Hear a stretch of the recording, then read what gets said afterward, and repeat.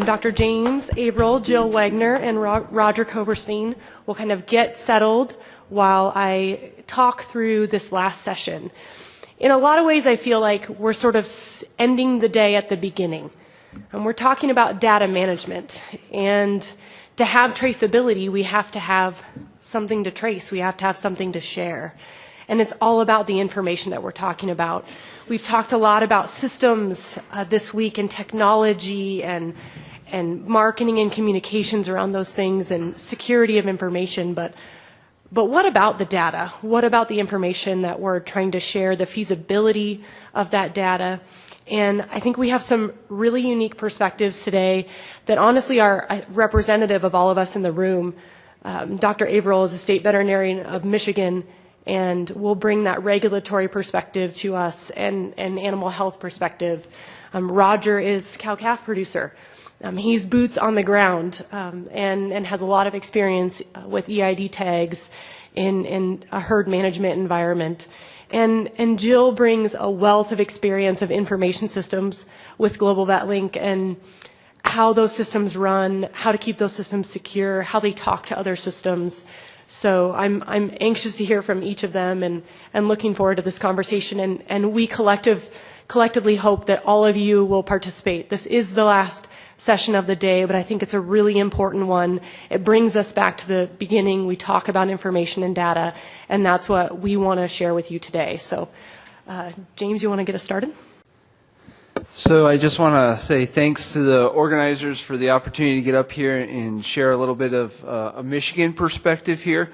And so wanted to just kind of go through a few points just to hit some high levels. By no means am I getting into the details of data management from a regulatory standpoint.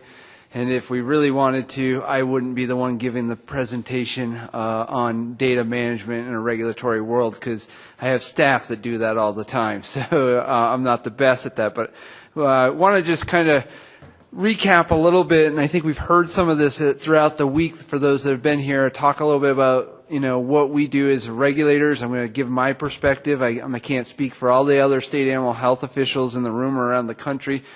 But then just kind of hit quickly that we're in changing times, in that data management in the 21st century, some of the things from a regulatory standpoint that I feel are important, and then really get into a little bit more and hit the high levels of what Michigan's been doing from a regulatory standpoint on data management. So I think really when we talk about regulatory medicine or in our role is to, this might not be the same for every state, but I think this hits it in generality, is that our job as regulators is to protect, regulate, and promote animal health. And so that's sometimes easier said than done. But in doing so, we're probably hitting on three core functions. We're going to be dealing with reportable animal diseases.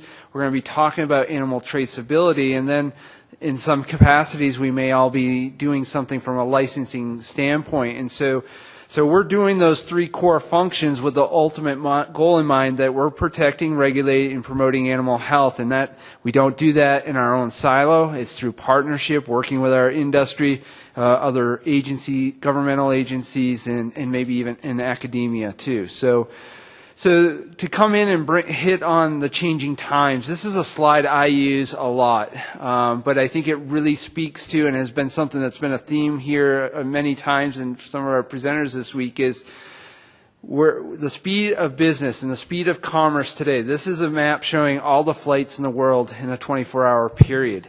And we today in society rely on just-in-time delivery, and everybody expects, when I need something, I want it now, type thing. And so from a regulatory standpoint, I feel it's really crucial as we're addressing animal health issues. We got to keep that in mind, that speed of commerce. And so when we used to do regulatory medicine in the changing times, that photo on the left is the old way. Everything was paper and files. We'd have rows and rows of filing cabinets with all of our documents.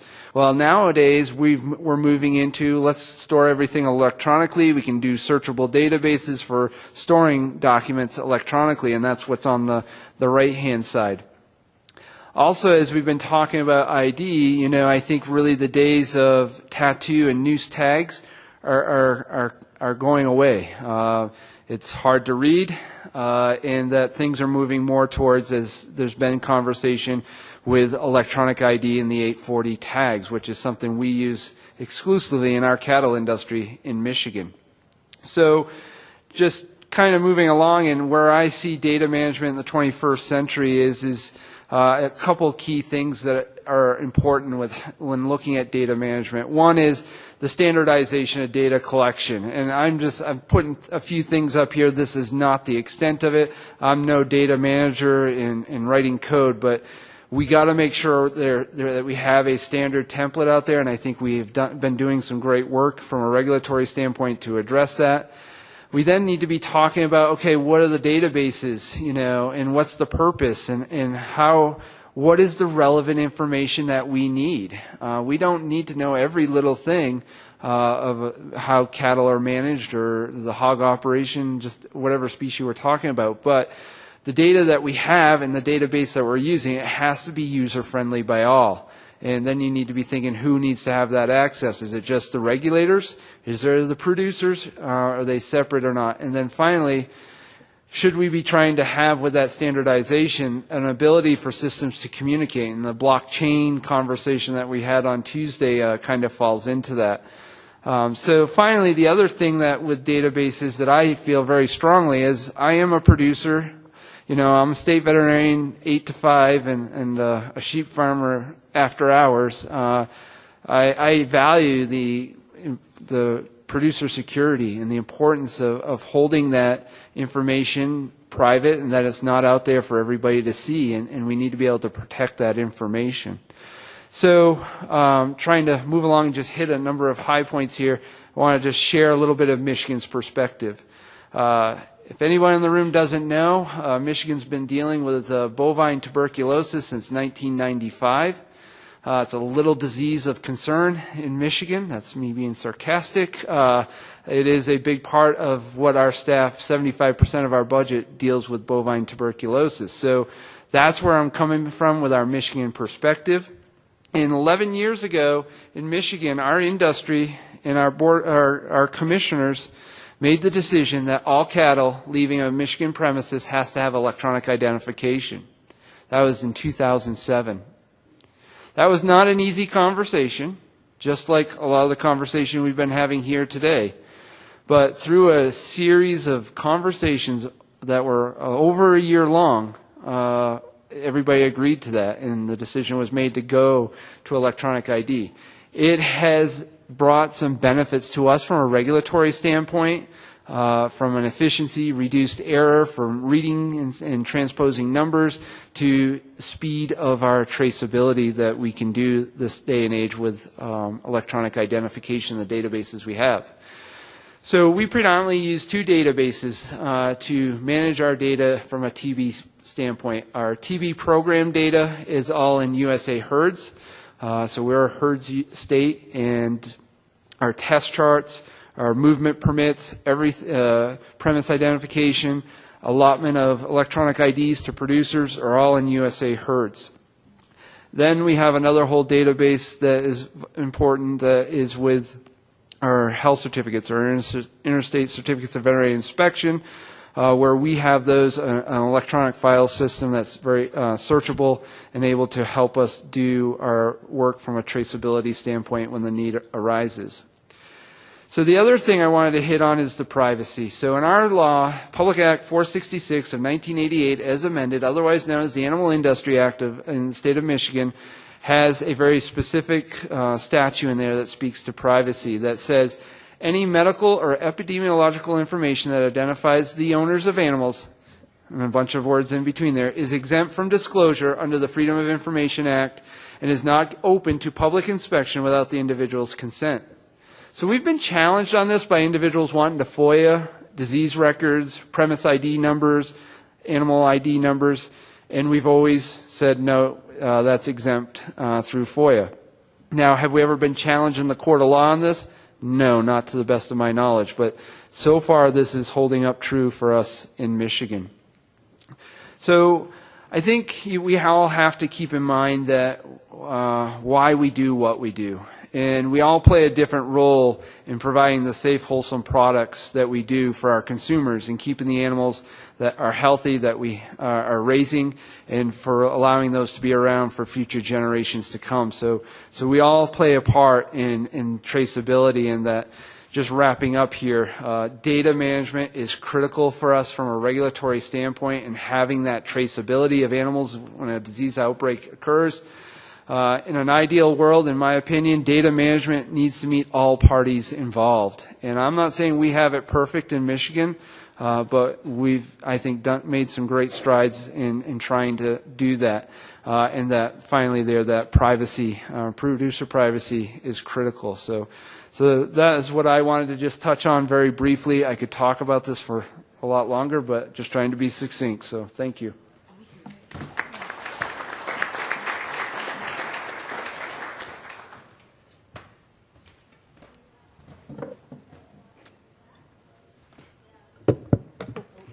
Oh dear. Okay. Hi, I'm Jill Wagner, and I'm with GlobalVetLINK. I'll stall for a moment while my presentation comes up. Mine's going to be the shortest of this session, so you're welcome. I feel like we should all have a seventh inning stretch or something. I'm going to talk really high level about databases. Can I have a show of hands? How many of you actually work hands-on with a database? Wow, that many. Great. Good. Well, thank you for coming. We need you here. And those of you who didn't raise your hand, thank you for coming, because we need you here too.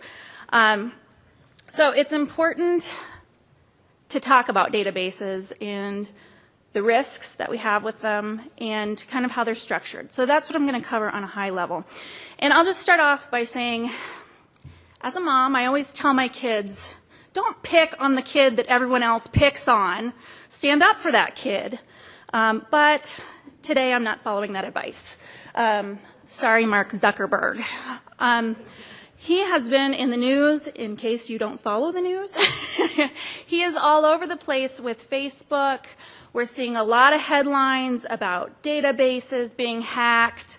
I wouldn't be surprised if there's a large number of people in this room who've had credit cards, that information shared with people that they don't know or could hack into those databases. So databases are really in the news. I think consumers are becoming more aware of how their information is being used.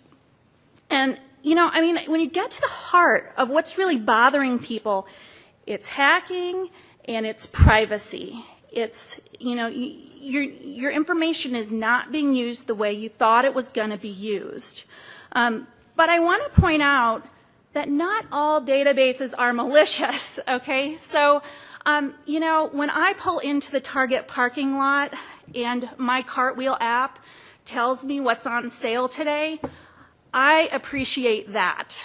You know, my husband doesn't appreciate that, but I appreciate that. And it can be really useful to tell me the best way home that avoids the most amount of traffic. I'm all in, even though I live in rural Iowa, and that's not really a thing there. But if I were in a populated area, that would be a great addition. You know, but I think consumers are becoming more alert about what's happening with their data. So let's talk about that for a minute. Especially in the animal health space, I just wanted to talk really generically because as I was working in the cattle traceability working group, it became very apparent to me that a large percentage of producers, industry stakeholders are not aware of how the information is getting where it's getting. So, you know, I just put in here a really generic animal health database. Information could be traded with veterinarians, with feed mills for value-added programs, with laboratories, with state animal health officials, and then, you know, maybe they're being queried from the federal government. And then we also have those animal owners, the producers, and other stakeholders. What's the problem with this model? It's siloed, okay? This is a major concept that we're really covering here. And so, you know, I think we're okay today. We do share information through integrations. And information does flow both ways between these parties a lot of the time. And we're working, it's not terrible. I won't say that it's terrible. You know, a lot of the producer software vendors are really going out of their way to make data transfer really seamless and working to add value to these databases. But how would this look in blockchain? This would just be really more circular. And I don't have a slide on that, but all of these parties and their software would have the bits of information that they need. So this would be more circular in nature rather than the silo. And I would just make one comment on that. In listening to all the talk about blockchain, I understand there's a lot more education that we need to do with blockchain to get it really moving. And we need to have a better understanding as an industry about that. But let me just say this. It's not going to go very well if we don't all get in the boat. We're going to only have one oar if only half of the room is in the boat. It's going to be a value. It's not going to be a huge value, what it could be if everybody got on board. So I'll just say that. Okay, so this is my last slide. I will just say that there are some considerations that you need to take into effect as we're talking about these databases. And I'm quite pleased the Cattle Traceability Working Group, again, was very forward-thinking in this way. You know, they're talking about access. Who has access or needs access to which parts of this database? So maybe the government needs access to X information and they don't need access to Y information. So let's make that happen. What do they need and what do they not need? What are the producers comfortable with them having? And are we being transparent in what information we're sending where? I would also say that there are legal considerations. And note that I'm saying considerations. These don't have to be concerns. If we're all airing our what we're going to do with these items, this isn't an area that fear-mongering needs to take place. These are just things we need to be talking about. What are the legal considerations? Again, what risk do I have? To Dr. Averill's point, what is FOIA? What is FOIA-able? What information can be shared, should be shared, and with whom? And then what's the process for that? And that goes to blockchain as well. You know, how are we getting information from point A to point B? And what are the risks in doing that? What are the standards that we're all going to agree upon to get that information? And then we need buy-in. So we need those databases to help create that buy-in among all the groups, along with the transparency. So that's all I have to talk about today, and I look forward to taking your questions.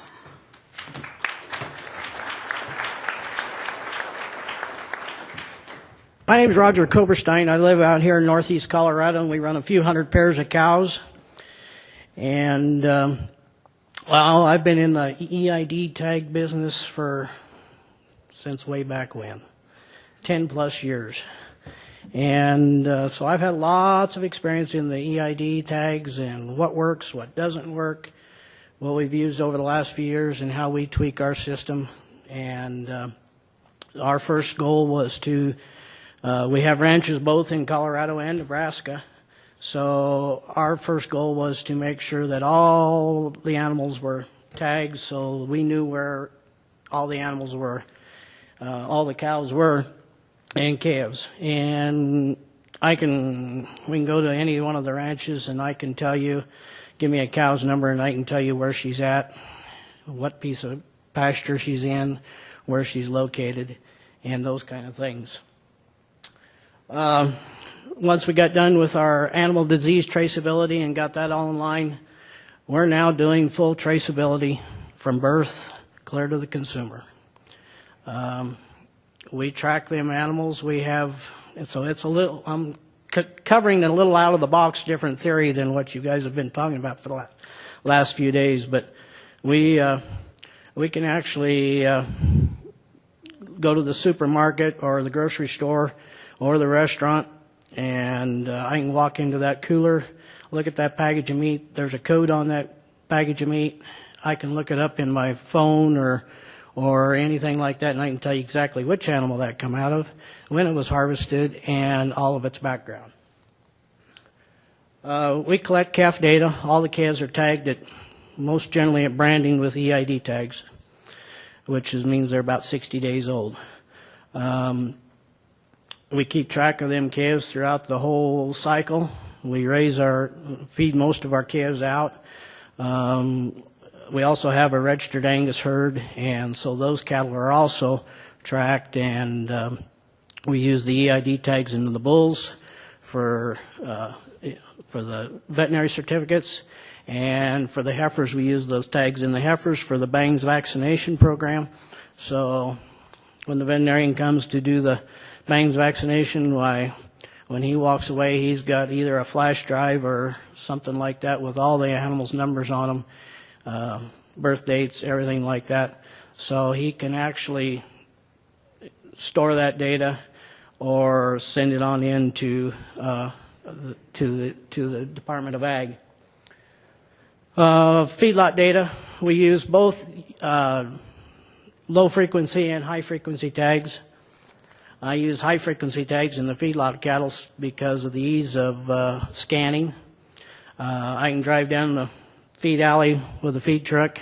Them calves are coming to the feed bunk, and I can scan some calves or scan which ones come and which ones don't. When we get ready to go to harvest, we harvest cattle every week for a restaurant chain and for local grocery stores and things of that nature. So I just climb up on the side of the trailer, stick my hand in there, wand the animals, and I never have to run them through the chute. I know every animal's ID. That particular data goes, I've got an app on my phone or anything like, or my iPad, so I can transfer that data to my app on my phone. Then I can pick which data I want to send to the processor. So I can send that into a cloud-based app. He can download, because I give him permission, he can download that app data. And so he knows before I ever get there which animal's coming, their ear tag number, their sex, their birth dates, and all that kind of information. Then he, in turn, will take and share all the harvest data, cutouts, ribeyes, back fat, yields, all that kind of information. So I'm getting information back from our harvest data. Like I said before, our restaurant data and meat sale data, why we can take that, go scan a package of meat, and we've done this for 9 years, but we can go scan that label, or we actually put a barcode on the package of meat, and so we can go and scan that data and scan that barcode, and it tells us exactly which animal that come out of. I also, as a sideline, help our local county fairs and shows. And in northeast Colorado, since about 2009, we have been EID tagging every animal in about 5 county fairs out there, as far as goats, sheep, pigs, and steers. And to us, when we first decided to do it, we thought, well, we didn't want to do that. But it has turned out to be a tremendous education program for the small producers. We have kept them familiar with electronic ear tags. They have they have learned that they're not as invasive as everybody thinks, and so we have done a good job of educating the small and local farmers and the kids about electronic ID tags. My benefits of my full traceability program. We have, since we started this back in 2008-09, we have had a 10% increase per year for the demand of our animals. We're harvesting, well, pretty close to a little over 500 head per year now. We share our customer satisfaction is we've got a waiting list for people wanting our beef because we share our data with the customers. The customer can actually, if you wanted to come and buy beef, you can send me an email. I'll send you the last 7 digits of the EID tag. You can go on your database and go into the My Beef page and type in your 7-digit code. It actually brings up that animal onto the screen, and you can actually watch your animal grow. When the animal gets close to harvest, we put a link on there which takes you can click on and goes right to the processor. So it's just kind of been an integration, but it's been kind of a neat, fun thing to do. Another benefit of our full traceability is we can track our genetics, and boy, has it made a difference. Our cattle, we have mostly our high choice for prime. They're all Angus beef, and we do ultrasound all of our bulls and heifers, and I think we got done ultrasounding heifers here the other day, and the data come back and the marbling score was in the 7s on the average. So we are really making great progress. So that's one of the things as far as ours. And as you can see, here's the real kicker. That's a New York strip steak there. Pretty darn good looking steak. And we're in about 16 restaurants here in the Denver, Fort Collins, Loveland, Longmont area. Our name is on the menu. When you go to that restaurant, you'll see on the menu it says Koberstein Ranch or Koberstein Farms beef. And so that's one of our incentives of why we do what we do. And it's an incentive for us to keep doing what we're doing because that's our accountability right there. You have a bad steak, it don't take long for the customer to say, hey, what's going on here? But we work really close with our processor and the restaurants and our mom and pop grocery stores. We even got a couple of mom and pop grocery stores up here that take our animals all the time. So it's a ongoing thing. So that is my presentation. I kept it short too. And so, but in closing, I would like to say that traceability needs to be starts with the producer. And we need to make it as easy. My experience has been that when I first started in the EID, I had some local area people that were really interested in it, and we got them on board, and we were tagging lots of cattle, and then the price of cattle went up, and the incentive for the market incentive went away, so a lot of them guys just quit tagging.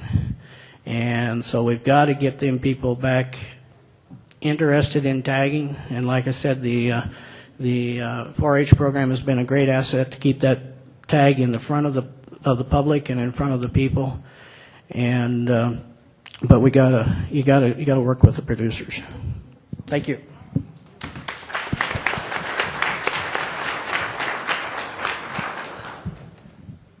Okay, there has to be questions for these guys. I have the first question, and I just have to say, if anybody saw the presentation yesterday where we were talking about Twitter, and the producer that had replied to me and was talking to me about, I've been doing this for 10 years, I just now put to the connection. It was you. We were talking on Twitter. So congratulations, you're also social, and that's so cool. So my question is, what is going to be the next step to get more producers engaged from your perspective? People that might be resistant. What was it that made you take the leap? Is it on? Okay. Well, I think our first leap was that I see it as an animal disease traceability thing, and where we're working with 2 different states. Why it was a no-brainer for us because we needed that, and it has increased our, I would say, state government appeal for us because both the states have been really receptive to what we're doing, and they know that they can say, Roger, there's a herd in Nebraska that's got TB. How close are you? And which cows are in that herd, or which cows are in that pasture, and stuff like that. And so those kind of things were benefit to us, and for us to go and provide them with a manifest, why that was incredible for them. They said, "Holy cow, you really do know where they all are." And getting back to the show animals, I worked for a National Western Stock Show for 30 years as a superintendent. I recently retired. But when EID tags first come out, we tagged every animal. And so we was providing we was tagging all those animals. And so when the truck was loaded at the end of the show, we provided a manifest for each trucker and had each individual animal. We knew which animal was on which truck and just about where in that truck that animal was. And so that was another deal that we did for the data management. And then those particular animals, it's a terminal show, so they're always do some drug testing and stuff like that. And those particular animals that were suspect, quote, why we used the EID numbers, and those EID tags stayed with whatever samples we pulled, whether they were tissue samples, kidneys, livers, eyes, all that. And so we had full traceability, tracking those animals back to the Colorado Department of Ag and to the lab.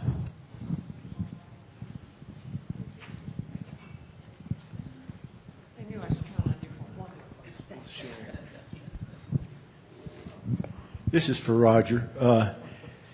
Congratulations. I mean, you need to be the poster guy up here that we need to tote you around the whole country. But please come to Georgia first. My name's Robert Cobb. I'm the state veterinarian in Georgia. My question has to do with you're using both current types, we'll say, of EID, high frequency and low frequency. And I know you're using them for different things. In your mind, which have you had more issues with? Which has been more dependable to you? And do you think there is a single one that could serve your purposes? Passive tags, we really haven't had much issue with those except for, what is it, either the full duplex or the half duplex. You got to just be right on them to read them.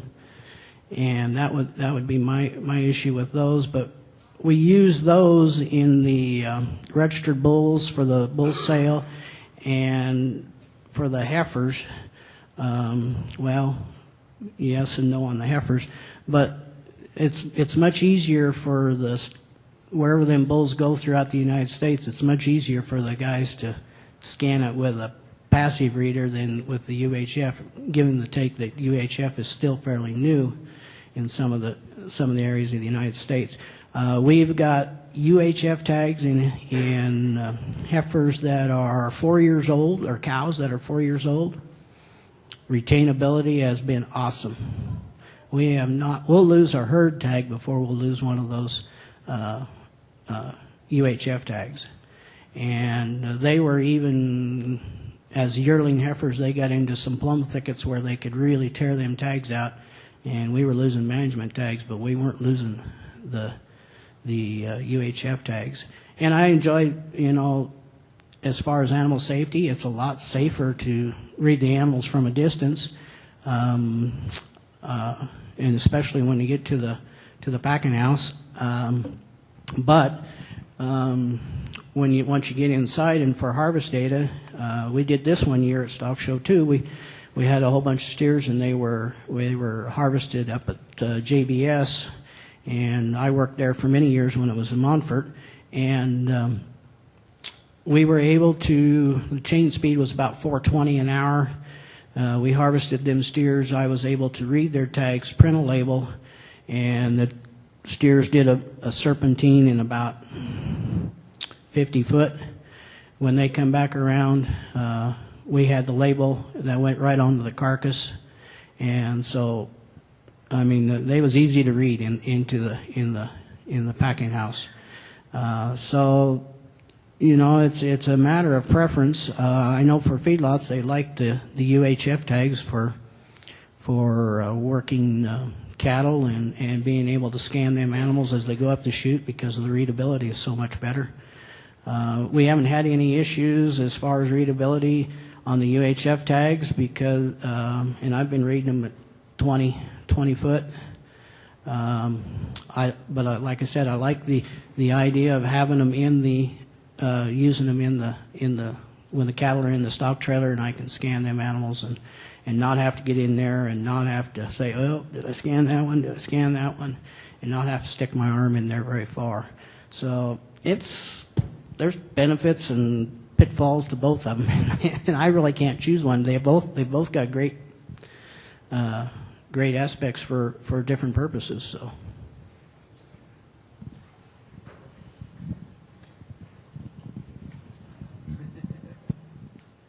There's a couple in the back. Thank you. To your situation, sir, I assume those those EID tags are 840, and if so, I'm also assuming you have several premises. So are they assigned to individual premises or to just one premises ID number? We've got we use all 840 tags, but we've got a base ranch, which is where the tags are delivered to, so that's the premise that they are under. But we do have premise numbers in for each pasture or each locale that we can, so we know where they are, if the question ever arises. Gary Ross back here. I have a question, sort of a clarification question. The UHF tag you're using, is that a passive tag or an active tag? It would be an active tag. I mean, you could. I mean, does the reader activate it, or does it have a battery in it? So. Oh, no, it doesn't have a battery in it. The Okay. reader does activate it, yes. Okay, thank you. My question, William with BallyX Software. My question is about on UHF. Is there any standardization issues as far as the different technologies out there? My understanding is that from one manufacturer of a device to another, that they're not on the same, pardon the pun, wavelength. And that could be very true. We use one particular tag. We use the HANA tag. And we haven't, you know, I would be glad to try somebody else's tag and we could work out some traceability. We're always doing research projects at my place. But that would be, so far I have not had no issues. I guess since my name is Sylvia Christen, I'm the Executive Director for the South Dakota Stock Growers Association. Since the panel's about data security, I guess my question would be, do Jill, either you or the doctor from Michigan, do you guys have you had experience, have you had challenges with hacking? Have you had people try to hack your systems? Do you know of any data breaches in any of these types of databases that have been an issue? So from a Michigan standpoint, I am not aware. Our data is all through servers held by the state of Michigan in their government servers. And I've been told we're the second hardest state to hack into for all the firewalls and securities because I struggle some days to get into my email. So or even log onto my computer because of the security questions and all that come with it. So, to the best of my knowledge, we've not had any data hacked. We used a FAIR program from Holstein Association early on in our TB program, and then switched over to USA Herds in 2010. And we've never had any breach of data since I've been there with USA Herds, let alone anybody ever share that with the Holstein FAIR program with Holstein Association. So we've not had that as an issue. Yeah, I would echo the same thing. We're based in the cloud, and not that makes us exempt. We're certainly not, but we have not had any data breaches that we know of.